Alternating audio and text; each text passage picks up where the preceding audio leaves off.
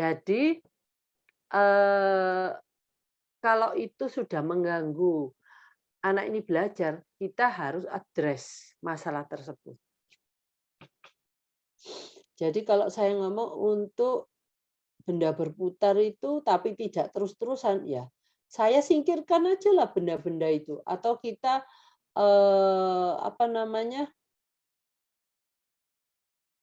kita arahkan, dia ngelihat, nah tahu itu bisa jadi, reward karena saya kenapa itu bisa untuk anak yang sangat suka benda berputar itu jangan jadikan reward karena itu akan tambah lama tambah membuat anak kita jadi kayak addicted gitu ya. Tapi kalau anak ini masih bisa cuma ngelihat seneng, terus bisa disuruh waktunya, disuruh duduk, dia duduk, ya let it lah. Kita address masalah-masalah yang lain.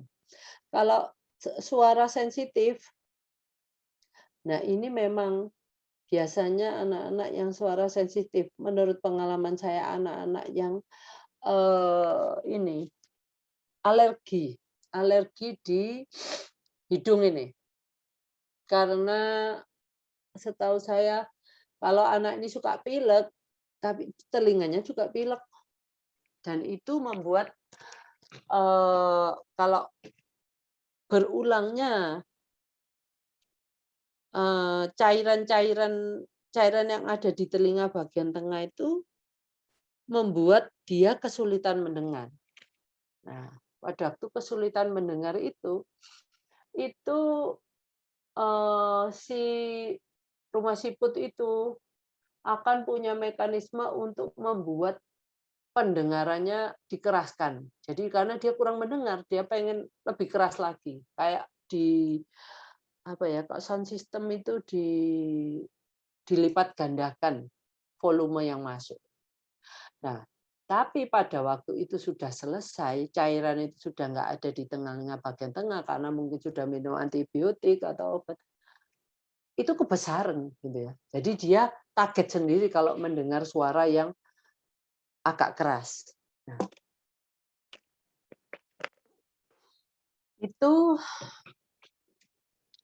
saya waktu itu, eee, Dokter Mariska punya punya punya pasien pernah juga untuk gangguan yang sensitivitas itu dia bisa, memperbaiki, akhirnya anaknya nggak ketakutan dengan suara keras, tetapi, dalam waktu yang agak lama prosesnya gitu.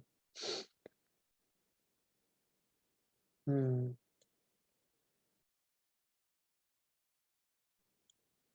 Bu, untuk Bu Mama Maulana, anak Ibu mau menggunakan kapur.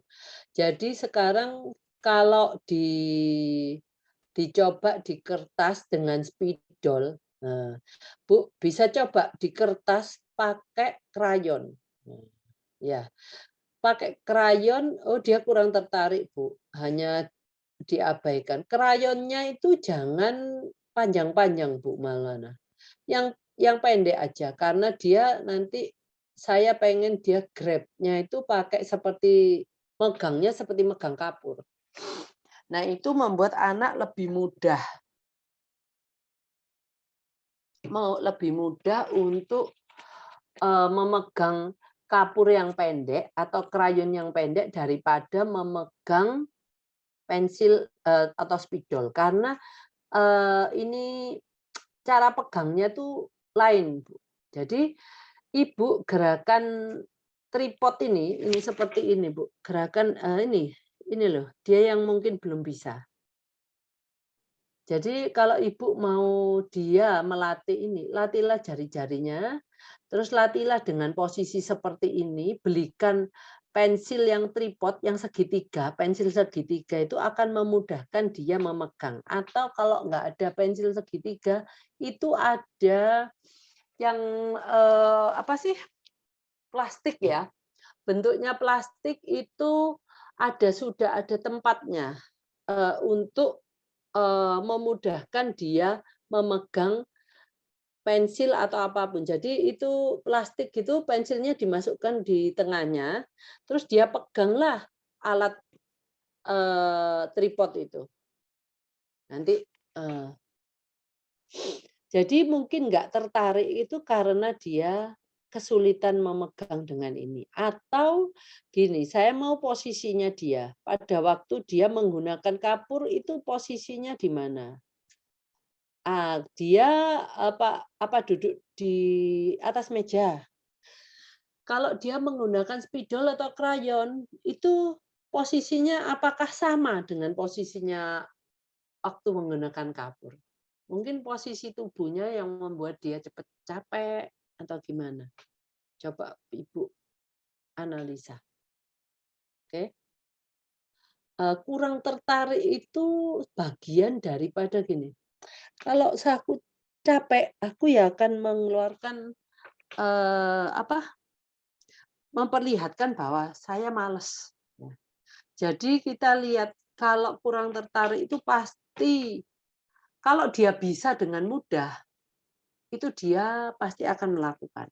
Tapi kalau dia punya kesulitan, biasanya anak-anak itu yaitu kurang tertarik atau alat tulisnya itu, spidolnya itu, harus yang agak besar. Kalau semakin kecil alat tulis itu semakin sulit bagi dia untuk grab,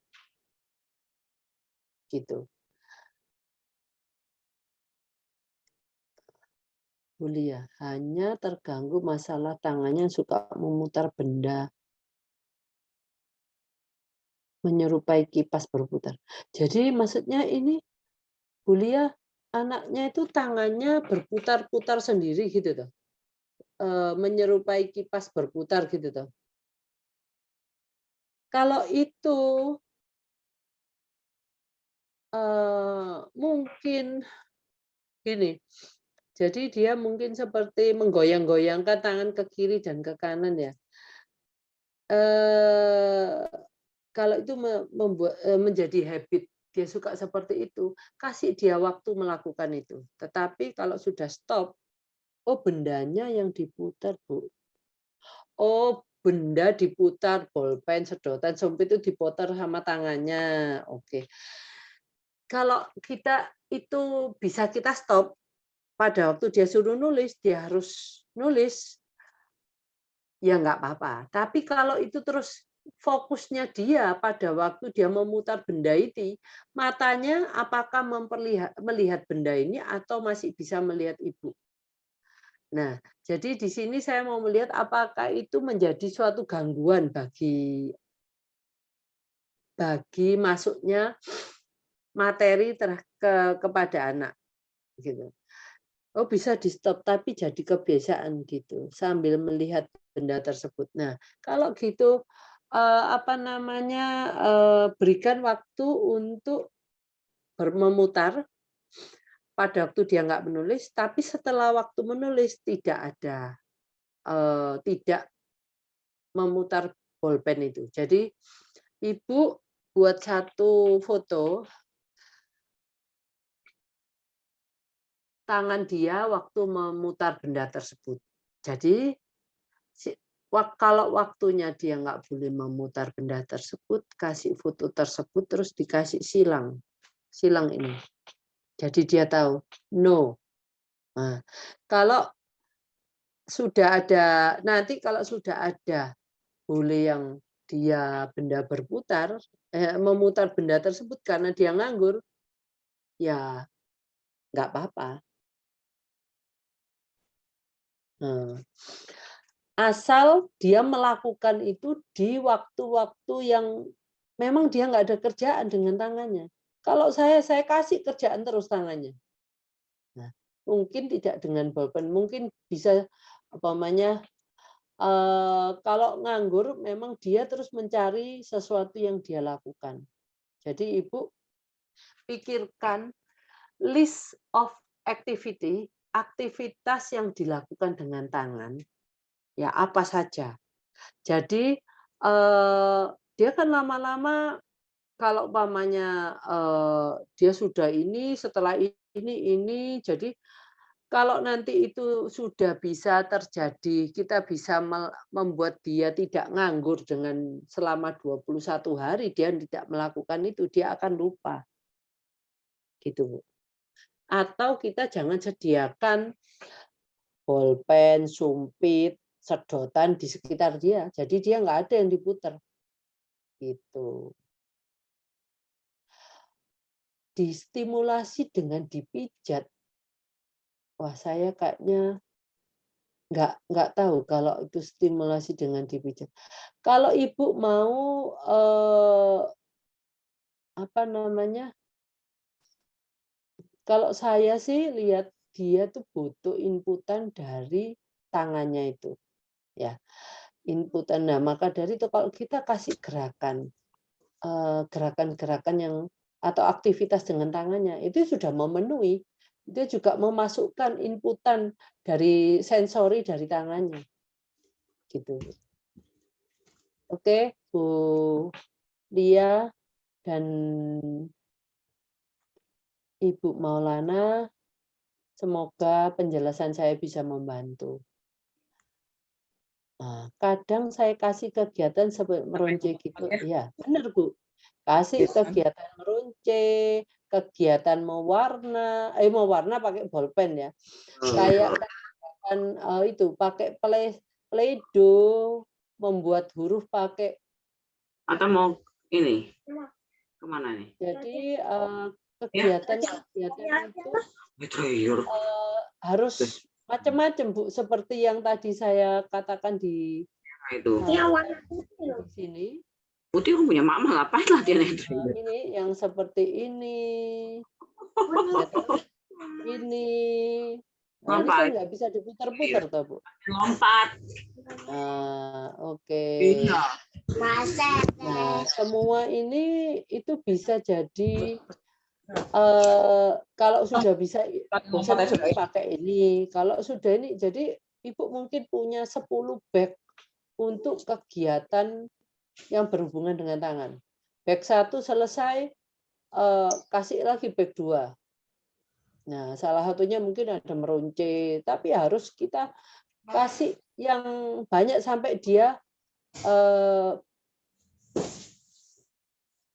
apa ya? Nanti kan nanti dia lupa kalau kita bisa menjaga itu 21 hari karena ini habit. Jadi kita berikan banyak pekerjaan dengan tangannya gitu. Oke, sebentar saya lihat chatnya.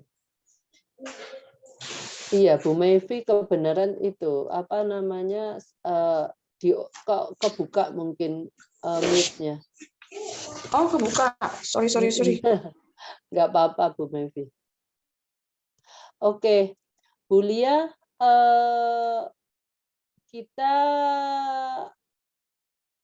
saya sudah berikan inputan dari saya, ya.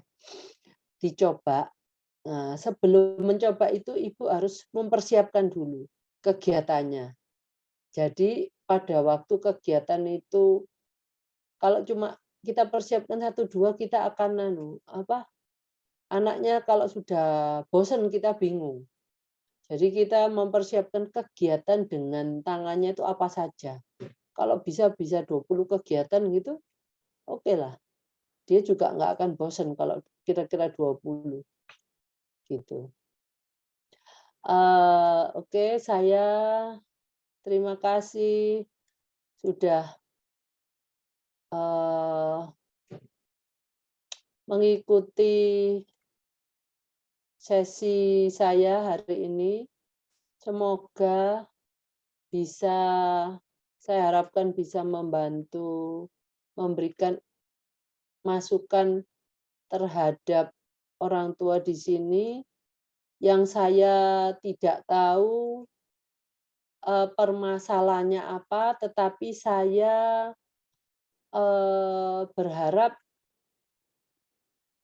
ada yang terbantu oleh informasi saya. Oke.